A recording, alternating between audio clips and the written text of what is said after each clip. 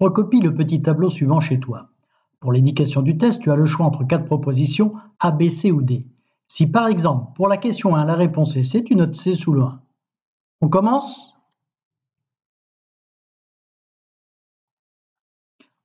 Observons cette collection. Le bacille tétanique, la grenouille verte, la fougère grand aigle, le moineau domestique, la sauterelle verte, les minéraux du granit, le polytrique commun et la crevette. Ont-ils des caractères communs?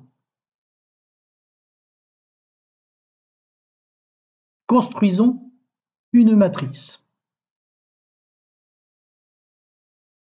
Cherchons les caractères présents dans la collection.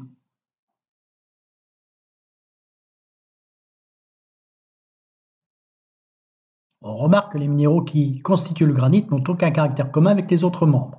Les minéraux ne sont pas des êtres vivants. Dans cette collection, regardons maintenant le ou les caractères communs à tous les êtres vivants.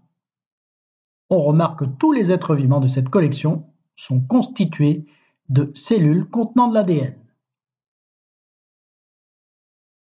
L'arbre du vivant commence à partir d'un ancêtre commun à toutes les espèces, Luca, il y a 3,5 milliards d'années. Il devait être composé d'une cellule contenant de l'ADN.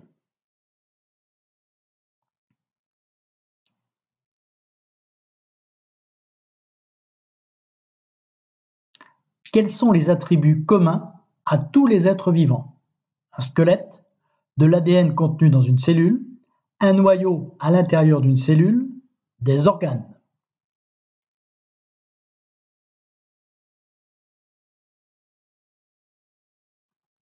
L'ancêtre commun à tous les êtres vivants s'appelle Luca, Lucie, Dolly, ADN.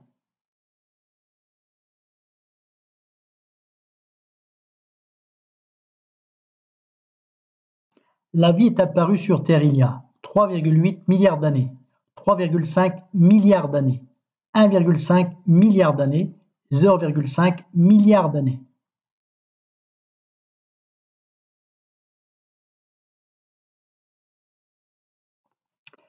Une micro-injection dans un œuf de poisson zèbre d'un fragment d'ADN portant un gène appelé GFP a permis de produire des poissons fluorescents.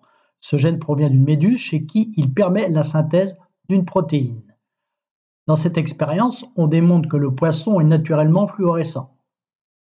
Le gène provenant de l'ADN d'une méduse peut s'exprimer lorsque l'on l'introduit dans les cellules d'un poisson. Le gène provenant de l'ADN d'un poisson peut s'exprimer lorsque l'on l'introduit dans les cellules d'une méduse. Le gène provenant de l'ADN d'une méduse ne peut pas s'exprimer lorsqu'on l'introduit dans les cellules d'un poisson.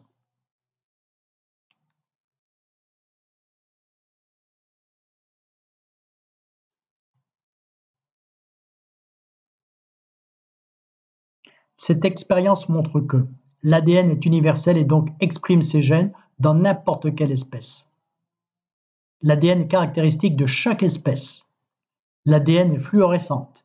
L'ADN est présent dans toutes les cellules. Attention, on demande ce que montre cette expérience.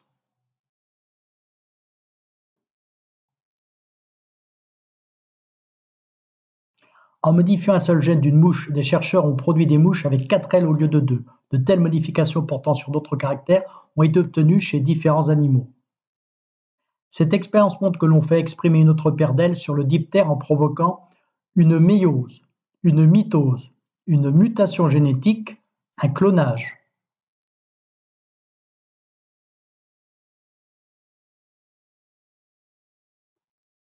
Au cours des générations, les populations évoluent.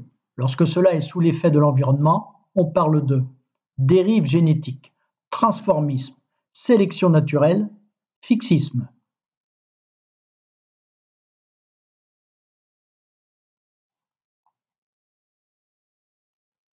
Au cours des générations, les populations évoluent. Lorsque cela est sous l'effet du hasard, on parle de dérive génétique, transformisme, sélection naturelle, fixisme.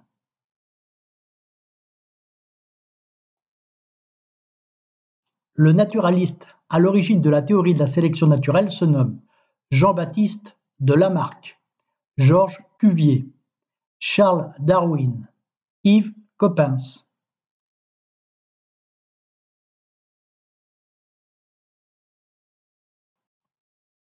indique la bonne légende.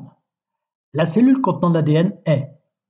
Les premières formes vivantes sont apparues il y a 3,5 milliards d'années. Au cours des générations, les populations évoluent. Sous l'effet, c'est la sélection naturelle, les plus aptes sont sélectionnés par des allèles.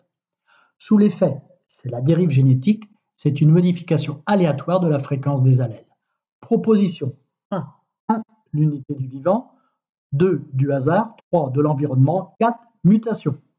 B. 1. L'unité du vivant. 2. De l'environnement. 3. Du hasard. 4. Mutation.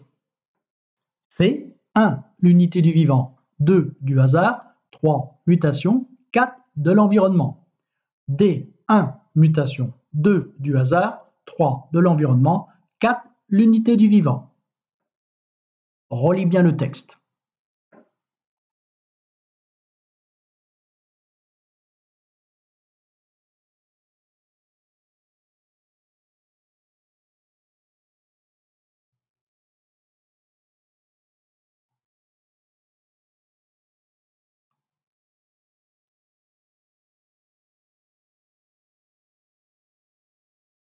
C'est bon? As-tu obtenu le score maximum